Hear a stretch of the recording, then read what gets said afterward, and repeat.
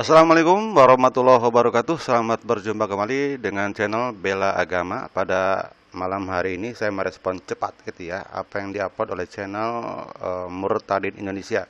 Channel Murtadin Indonesia ini channel dari Tamparagi ya, dari Open Biblika yang direkayasa dirubah gitu menjadi Murtadin Indonesia.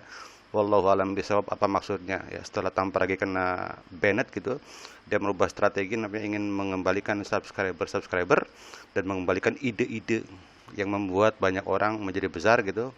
Di antaranya kan Pak Yusuf Manubulu kan menjual para murtadin, namanya dia sekarang mau mengembalikan kepada ide dia karena orang yang berjasa itu memberikan saran itu adalah si eh, Tamparagi ini kan ya. Oke.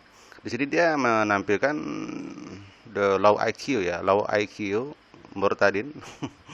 Orang yang menerima Islam tapi juga menerima Yesus sebagai Tuhan, yaitu si Ibnu Kalam. Ibnu Kalam mengatakan bahwa Quran tidak Quran itu berubah-ubah katanya. Quran berubah-ubah, berbeda-beda, dan Al-Fatihah bukan daripada Al-Quran. Nah, itu yang perlu kita hajar habis-habisan. Nampaknya ini judul ini Al-Quran itu berbeda-beda dan berubah gitu ya. Ini kan sebuah counter attack ya. Dalam istilah perang namanya serangan balik gitu. Kenapa serangan baliknya? Sekarang ini kan kelompoknya kayak Pak P88 membahas tentang Alkitab sudah berubah, kualitas pelajaran agama Islam di sekolah, di mana Menteri Pendidikan dia mengkritisi gitu ya buku pelajaran SMP ya, yang di sana tertuliskan seolah-olah kesannya itu Alkitab itu sudah bergeser lah gitu kira-kira ya dari yang semestinya. Nah, ini dari Fape 88 gitu ya. Ini pun dari Pak Dr. Deki pun dari Verbum Veritatis pun sama ya. Verbum Veritatis sama, dongeng Islamik dalam buku pelajaran kelas 11 SMU sama. Mereka mengobok-obok gitu ya buku pelajaran gitu ya. Padahal itu kan diajarkan hanya untuk muslim saja. Temanya mereka tidak terima gitu kalau Alkitab dianggap sudah berubah. Begitupun dengan channel daripada si MN Record sama, buku pelajaran sekolah bermasalah menista agama. Bayangkan. Jadi mereka itu menganggap bahwa buku agama itu harus tidak boleh berbeda dan tidak boleh mengkritisi agama lain. Kalau mengkritisi berarti menista agama. Ini MN Record ya. Law IQ juga nih, bandingkan respon pemerintah. Di sini dia mengkritik pemerintah, mengkritik Menteri Pendidikan, mengkritik para pengawas katanya yang lalai mengawasi buku pelajarannya. Oke. Tiga orang ini ya, dari Papel 88 kah, dari Verbum Veritatis, atau mungkin termasuk si MN Record, itu termasuk dari jaringan ya, jaringan daripada Christian Print. Maka dapat saya katakan mereka itu antek-antek pion Christian Print, mengobok-obok pendidikan agama Islam Indonesia, mencampur tangani. Saya termasuk orang yang mengamati Christian Print sejak dia dulu ya, dari mulai 2009 awal. Dia selalu mengobok-obok kebijakan pemerintah. Contoh pengadaan guru-guru agama dikritik sama dia. Contoh katanya, kalau bisa dibuatlah anggaran itu untuk orang miskin saja, nggak usah di pengadaan guru-guru agama. Mereka sudah melihat bahwa upaya mengkristenkan sehingga 2024 tidak ada lagi orang muslim di Indonesia. Ingat ya, mereka itu punya target 2024 tidak ada muslim di Indonesia, semuanya murtad. Bayangkan, Christian Print. Dan mereka punya jaringan. Maka sebelum tadi ini jaringan-jaringan orang Christian Print, ini saya tahu dari sini. Dari si Katie Reagan dari Amerika. Dia menyebutkan tentang jaringan Christian Print ada 50 sekian. Mari kita lihat ya, di sini ya. 5 atau 4 buah channel. Ternyata beliau membongkar ya di sini di komunitas dia ini. 11 bulan yang lalu dia memberikan gambaran. Thanks for dari Kate Reagan dengan channelnya Working with Him. Ya, jadi Kate Reagan ini punya dua channel, Working with Him dan Kate Reagan ya. Oke, next ya. Brother Elroy katanya, the list of Indonesian and Malaysian Christian Prince channel. Nah, ini sini daftar daftar channel-channel Christian Prince atau pendukung Christian Prince ya, dari Indonesia and Malaysia. Daftar channel CP Indonesia Malaysia. Tuh, satu Chris BK, CP Tex Indonesia, CP Sub Indo, Peter bisikan. Wah, banyak nih. Di sini yang pernah, nah di situ masuk menjawab muslim ya, maaf ya, bukan muslim menjawab ya, menjawab muslim. Gambarnya ada orang yang sedang berenang, memang itu anti Islam ya, itu namanya menjawab muslim ya, hati-hati bukan muslim menjawab. Kalau muslim menjawab kita, oke. Ini oke. Kemudian yang pernah ini kan, ini semua ini adalah jaringan Christian Print di Indonesia ataupun di Malaysia ya. Yang pernah saya bongkar paling-paling hanya Open Biblika ya, Tamparagi. Oke, sudah saya bongkar. Verbum Praetatis dari Pak Deki Nggada sudah saya bongkar. Kemudian apa kemarin tuh ya?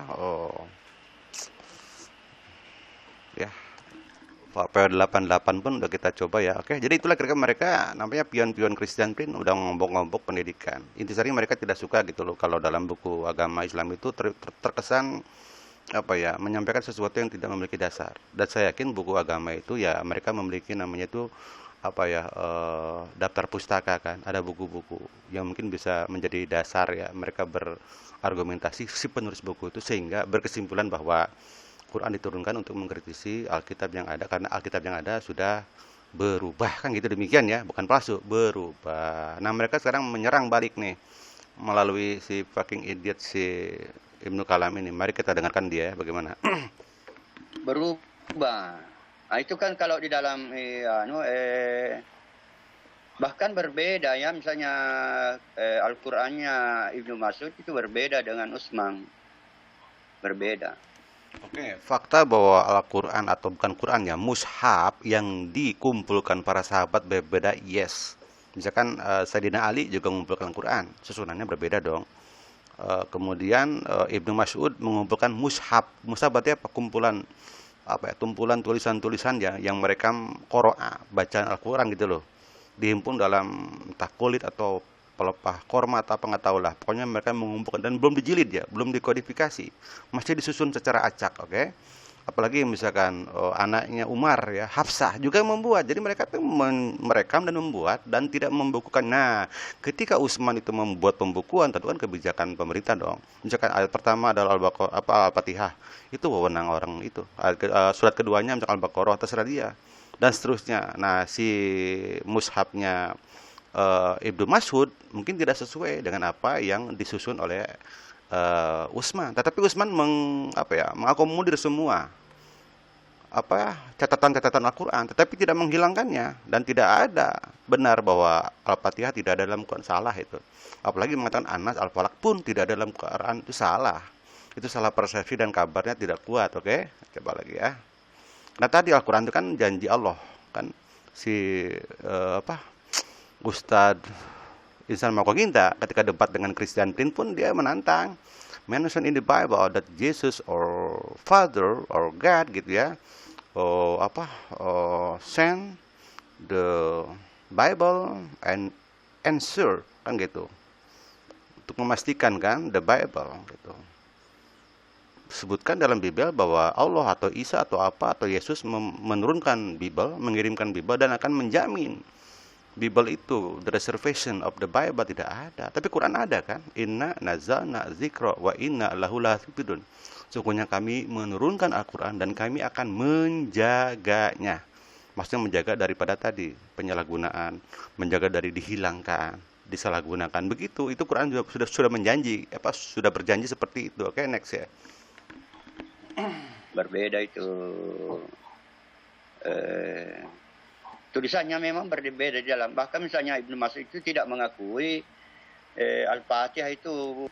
Kalau tulisan sekedar sama ya, tulisannya kan pakai menggunakan tulisan Arab gundul yang tidak ada harakatnya gitu ya. Nah, demikian ini gambaran di mana ya. Jadi gambarnya misalkan Maliki Malik Lam Kaf gitu. Jadi kayak gini lagi bentuknya nih. Ini bentuknya gini. Jadi nggak ada patah gitu atau apa, nggak ada. Nggak ada itunya gitu, hanya misalkan Maliki ya mim lam kaf, cuma itu aja, nggak ada vokalnya, nggak ada. Jadi penulisannya sama, hanya penyusunannya memang berbeda. Oke, next ya. Nah, itu kan kalau di dalam bahkan berbeda ya, misalnya Al-Qur'annya Ibnu Mas'ud itu berbeda dengan Utsman. Berbeda itu. Tulisannya memang berbeda di dalam. Bahkan misalnya Ibnu Mas'ud itu tidak mengakui Al-Fatihah itu firman Allah. Itu hanya doa saja. Karena ya bagaimana mungkin masa ada Tuhan meminta petunjuk kepada Tuhan. Kan lucu. Dia mengatakan bahwa Al-Fatihah tidak ada dalam Al-Quran karena berisi doa. Kata Ibnu Mas'ud ini sesuatu yang perlu diklarifikasi karena tidak benar. Ibnu Mas'ud mengatakan bahwa Al-Fatihah tidak dalam Al-Quran, ya. Ini anunya penjelasannya ya, silakan dibaca nih. Bahwa kabar bahwa Al-Fatihah tidak masuk dalam Al-Quran itu salah. Kenapa saya bilang tadi? Al-Fatihah itu kan bacaan Al-Quran, bacaan sholat gitu loh. Tidak sah sholat apabila tidak baca Al-Fatihah. Pembacaan Al-Fatihah itu kan zahir, ya, jelas ya, diucapkan dengan kencang pada sholat subuh, sholat isya, sholat maghrib, sholat Jumat. Nah, pembacaan Al-Fatihah yang disebut terus-terusan itu sebagai syarat rukun dan wajib sholat, maka tidak mungkin mengatakan bahwa itu bukan Quran, salah. Tetapi kalau Anas Al-Falak, memang Ibnu Mas'ud memiliki sebuah pendapat bahwa Anas Al-Falak itu katanya ayat mu'awizatain, tetapi termasuk Al-Quran. Jadi asbabun nuzul Anas Al-Falak itu ketika Rasulullah sakit, disantet oleh orang Yahudi, kalau salah siapa, Al-Azam apa Al-Azam itu siapa ya? Lalu turunlah malaikat, lalu turunlah ayat Al-Quran tentang Anas Al-Falak, kul a'udzubinas dan kul a'udzubil falak, lalu diobatinlah sama malaikat itu, dan itu dijadikan sebagai ayat mu'awizatain gitu, ayat penjagaan. Al-Quran juga itu ya demikian ya. Jadi ada kesalahan dari si Ibnu Kalam ini, ngaco gitu. Al-Fatihah bagian daripada Al-Quran ya. Tadi pertama-tama dia, Allah akan memastikan Al-Quran itu terjaga. Inna nazalna dzikra wa inna lahu baitun. Dua, Al-Fatihah bacaan sholat, wajib rukun. Kalau nggak dibaca tidak bisa. Jadi sejak Nabi Muhammad diperintah untuk sholat sampai pembukuan Al-Quran itu dibaca dengan keras tentang Al-Fatihah, maka mustahil Al-Fatihah itu dianggap tidak masuk ke doa. Tiga, klaim si idiot ini bahwa katanya Al-Fatihah itu nggak masuk akal. Kenapa pakai akal, bro? Katanya berisi doa. Loh, memangnya nggak boleh Al-Quran berisi doa? Nih, fakta-fakta di Quran itu ada doa. Inna apa misalkan Robbana hablana min azwajina wa min zuriyatina qurrata a'yunin waj'alna lil muttaqina imam. Itu doa dari Ibrahim kan, untuk minta anak. Oke, Nabi Adam berdoa juga. Robbana zolamna anfusana wa ilang tagfir lana wa tarhamna lanakuna minal khosirin. Itu kan Nabi Adam. Apa artinya? Al-Quran juga berisi doa-doa untuk mengajari manusia. Mereka itu loh, nabi-nabi terdahulu membuat doa dan kamu ikutin doa itu. Sama juga dengan ihdinas siratal mustaqim, itu Allah mengajari manusia untuk selalu meminta perlindungan kepada Allah dari permintaan hidayah yang benar. Karena tadi wallahu yahdi mayasa, Allah lah yang memberikan hidayah. Nabi Muhammad mau mengajari hidayah kepada pamannya pun, Abu Thalib pun tidak bisa. Kenapa? Wallahu yahdi mayasa. Allah lah yang memberikan hidayah kepada yang dikehendakinya, bukan yang engkau cintai, kata Allah demikian di Quran. Artinya apa? Kita harus minta sesuatu yang merupakan kewenangan Allah yang membolak-balikan hati, yaitu apa? Hidayah. Nah, makanya disebutkan ihdinas siratal mustaqim, dibaca setiap sholat dan wajib itu. Apa jawabannya? Jawaban ihdinas siratal mustaqim, iya, karena apa? Ihdinas siratal mustaqim siratal ladzina an'amta 'alaihim ghairil maghdubi 'alaihim waladdallin. Berilah kami jalan yang lurus, jalan orang yang engkau beri nikmat, yaitu Islam. Sudah saya bahas dalam video terdahulu. Bukan jalan orang yang kau marahi, siapa? Orang Yahudi, dan bukan orang yang sesat, yaitu orang Nasrani. Itu menurut Ibnu Katsir. Oke, kita coba bahas lagi ya. Nih, Al-Fatihah niscaya sebagai Al-Quran. Nih, Al-Quran. Saya bacakan, Al-Fatihah adalah Fatihatul Kitab, jadi kitab pembuka. Oke, ini hadisnya, hadis Bukhari ya. Oke, tidak ada sholat bagi orang yang tidak membaca Fatihatul Kitab. Jadi apa? Al-Fatihah sebagai kitab. Kita berarti Al-Quran dong. Oke, tidak ada sholat berarti apa? Dia masuk wajib dan rukun sholat. Kalau nggak baca itu berarti tidak sah sholatnya. Oke, next. Ummul Quran atau induk daripada kitab. Bayangkan Ummul Kitab, induk Al-Quran. Surat Alhamdulillah yaitu Al-Fatihah adalah Ummul Quran, Ummul Kitab dan Asyabul Matsani. Next lagi. Oke, sudah sama ya. Nah, nih. Dalam Al-Hijr 87, sungguh kami telah memberikan kepadamu 7 ayat yang berulang-ulang dan Al-Quran yang agung. Jadi apa? Al-Fatihah itulah 7 ayat yang berulang-ulang. Coba kita hitung ya.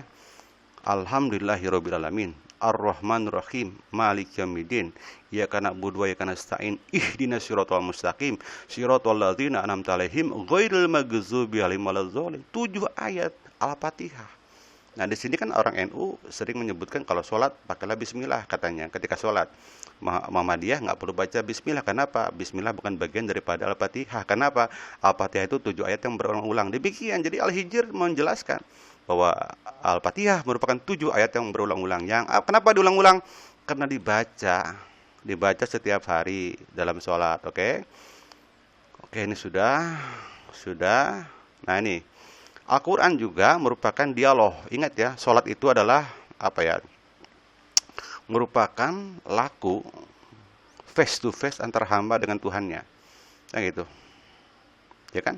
Sholat adalah komunikasi hamba dengan Tuhannya, berkomunikasi antara Allah dengan hambanya, hamba dengan Tuhannya. Dapat digambarkan ketika Nabi berhadapan dengan Allah pada saat Isra Mi'raj kan. Dan di sini ada adegan-adegan. Adegan-adegannya itu ternyata ada dalam Al-Fatihah. Kan gitu. Aku membagi as-sholah. As-sholah berarti kan sholat di antara aku dan hambaku menjadi dua bagian. Apabila hamba berkata alhamdulillahirabbil alamin, ini kan bacaan sholat kan, maka aku menjawab hambaku menyanjungku, dan seterusnya. Ini itu hadis Muslim ini. Jadi ini membicarakan bahwa dalam Fatihah itu dialog antara hamba dengan Tuhan, karena memang esensi daripada sholat adalah keterhubungan, bahkan face to face antara hamba dengan Tuhannya. Kenapa saya bilang face to face? Dalam Nahdlatul Ulama atau Ahlussunnah wal Jamaah kan bacaannya kan takbiratul Islam itu kan kuhadapkan wajahku kan ya. Ini wajhatu wajhiya lilladzina fataros samawati wal ard. Ini wajhatu, kuhadapkan wajahku dengan wajah Allah pemilik langit dan bumi. Jadi laku sholat adalah laku berhadapan, dan ini dialognya nih kalau tidak tahu demikian ya. Jadi itulah kira-kira penjelasan saya untuk mengcounter si fucking idiot si Ibnu Kalam ini. Billahi taufiq wal hidayah. Wassalamualaikum warahmatullahi wabarakatuh.